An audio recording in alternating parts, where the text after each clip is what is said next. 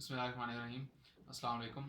आज की वीडियो में हम जो है वो 3x3 के डिटर्मिनेंट्स को देखेंगे, लेकिन एक्सपैंड किए बगैर हम उनकी प्रॉपर्टीज़ को देखेंगे कि डिटर्मिनेंट्स की जो हैं वो प्रॉपर्टीज़ क्या होती हैं, और उन प्रॉपर्टीज़ को यूज़ करते हुए हम जो है वो कुछ प्रूफ हैं वो हमने करने हैं। तो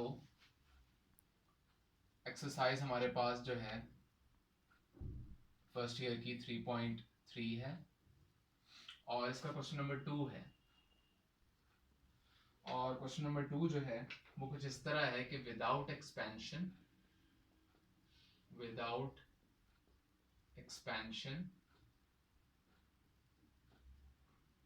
शो दैट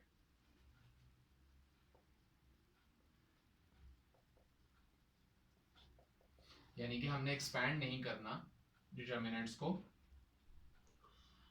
और एक्सपैंड किए बगैर हमने ये शो करना है कि ये जो गिवन हमारे पास मैट्रिक्स है, बल्कि डिटर्मिनेंट है,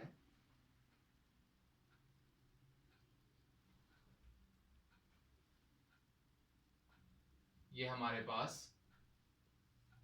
जीरो के इक्वल है। ये हमने प्रूव करना है, और एक्सपैंड नहीं करना, हमने एक्सपैंड किए बगैर हमने ये शो करना है। तो एक्सपैंड ना करने से मुराद उनकी ये है कि प्रॉपर्टीज़ यूज़ करनी है हमने डिटर्मिनेंट्स की, और प्रॉपर्टीज़ यूज़ करते हुए हमने ये शो करना है कि ये डिटर्मिनेंट इक्वल टू ज़ीरो है। तो इस क्वेश्चन को सॉल्व करने के लिए हमें जो प्रॉपर्टी डिटर्मिनेंट की जानना हमारे लिए ज़रूरी है, वो हमारे पास ये है कि डिटर्मिनेंट्स की बहुत सारी प्रॉपर्टीज़ होती हैं। इसको हम प्रॉपर्टी 1 कह लेते हैं। Determinant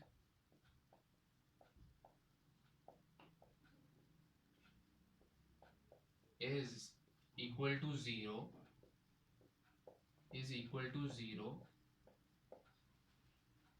if it has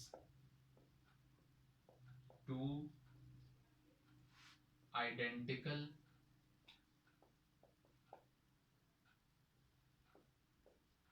rows or columns। यहाँ पे हम जो है वो शुरू में डिटर्मिनेंट कर लें।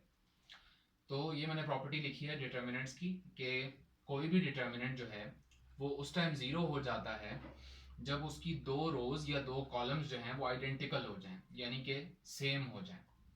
तो उस केस में हमारे पास डिटर्मिनेंट जो है उसकी वैल्यू ज़ीरो हो जाती है। तो क्योंकि इस डिटर्मिनेंट को हमने इक्वल टू ज़ीरो प्रूव करना है, तो हम इस प्रॉपर्टी को देख सकते हैं कि ये प्रॉपर्टी जो है हम यहाँ पे इस डिटर्मिनेंट को हम इस प्रॉपर्टी के मुताबिक जो है वो ढाल सकते हैं या नहीं, यानी हम इसकी दो रोज या दो कॉलम्स को सेम कर सकते हैं या नहीं। तो सेम करने के लिए, क्योंकि हमने इसको इक्वल टू ज़ीरो प्रूव करना है, हम जो है वो इसकी दो रोज या दो कॉलम्स को जो है वो सेम करेंगे, और फिर हम उसको इक्वल टू ज़ीरो जो है वो कह सकेंगे। तो उसके लिए हमने प्रॉपर्टीज़ यूज़ करनी होती हैं।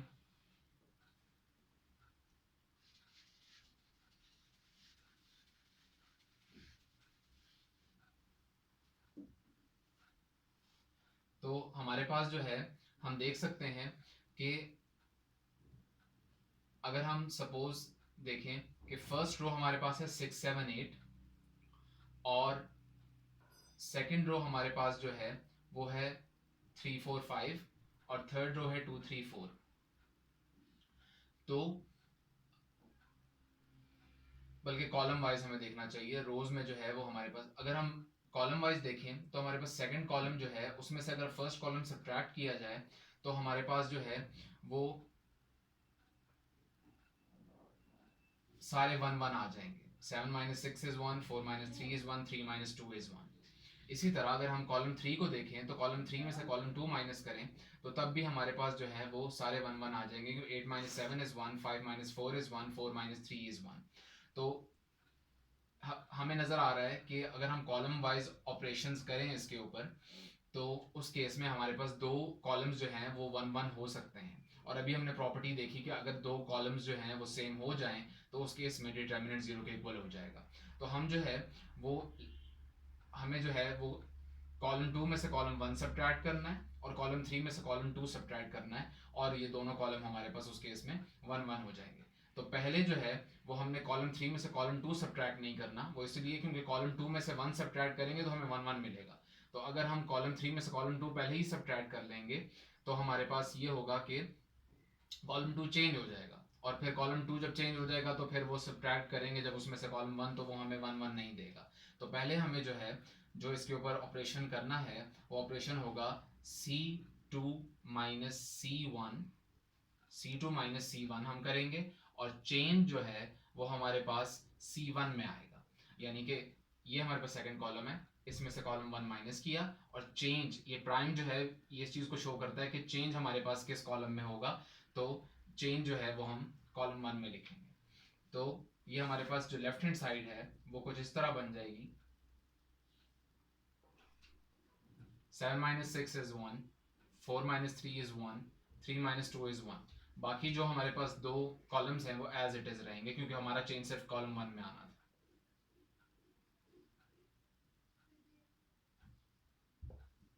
और जो है अगर आपके जहन में ये आ रहा है कि ये कॉलम ऑपरेशन करने से डिटर्मिनेंट चेंज हो गया है, तो ऐसा नहीं है।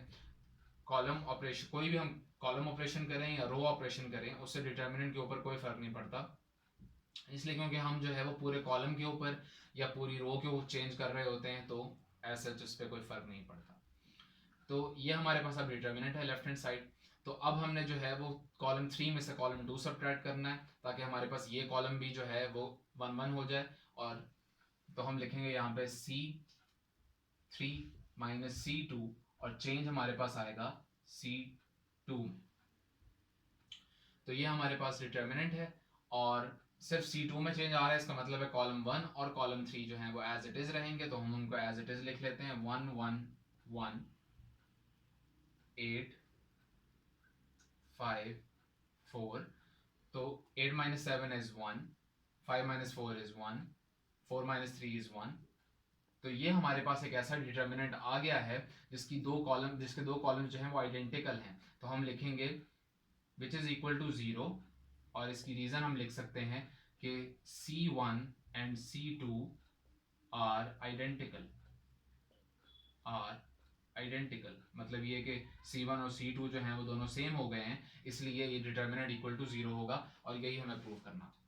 सेकेंड पार्ट देखते हैं। सेकेंड पार्ट ये है कि 2 3 माइनस 1 1 1 0 2 माइनस 3 एंड 5, और हमने ये प्रूव करना है कि ये इक्वल टू 0 है।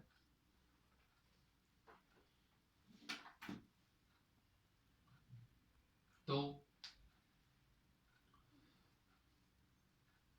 ये हमारे पास जो है डिटर्मिनेंट गिवन है और इसको इक्वल टू 0 प्रूव करना है, और हमें अपनी पहली प्रॉपर्टी को जो है जो अभी हमने थोड़ी देर पहले देखी उसी को हम इस्तेमाल करेंगे। दो रोज या दो कॉलम्स को जो है वो हम सेम करने की कोशिश करेंगे बाय यूजिंग रो और कॉलम ऑपरेशंस। तो हम देखते हैं इसको गौर से। तो अगर हम यहाँ पे देखें तो हमारे पास जो है अगर हम C1 को देखें और C2 को देखें तो C1 में से C2 अगर हम सब्ट्रैक्ट करें तो 2 minus 3 is minus 1, 1 minus 1 is 0, 2 minus into minus 3 is 5। तो हमें ये नज़र आ रहा है कि अगर हम C1 में से C2 माइनस कर दें तो हमारे पास C3 आ जाएगा। तो इसका मतलब यही होगा कि हमारे पास दो कॉलम सेम हो जाएंगे, और उस सूरत में जाहिर बात है कि डिटर्मिनेंट इक्वल टू 0 हो जाएगा। तो हम यहाँ पे कॉलम ऑपरेशन करेंगे, और कॉलम ऑपरेशन जो है वो हम लिखेंगे C1 माइनस C2, और चेंज आएगा हमारे पास C1 में। तो ये हमारे पास जो है वो ऑपरेशन होगा, और क्योंकि हमारे पास चेंज C1 में आ रहा है तो C2 और C3 हमारे पास एज इट इज आ जाएंगे। तो हमारे पास 2 minus 3 is minus 1, 1 minus 1 is 0, and 2 minus into minus 3 is 5। तो यहाँ पे हम देख सकते हैं कि ये एक डिटर्मिनेंट है जिसका जो C1 कॉलम है और C3 हमारे पास जो है वो एग्जैक्टली सेम है, तो हम लिख सकते ये इक्वल टू 0 हो जाएगा। और रीज़न इसकी होगी C1 and C3 are identical.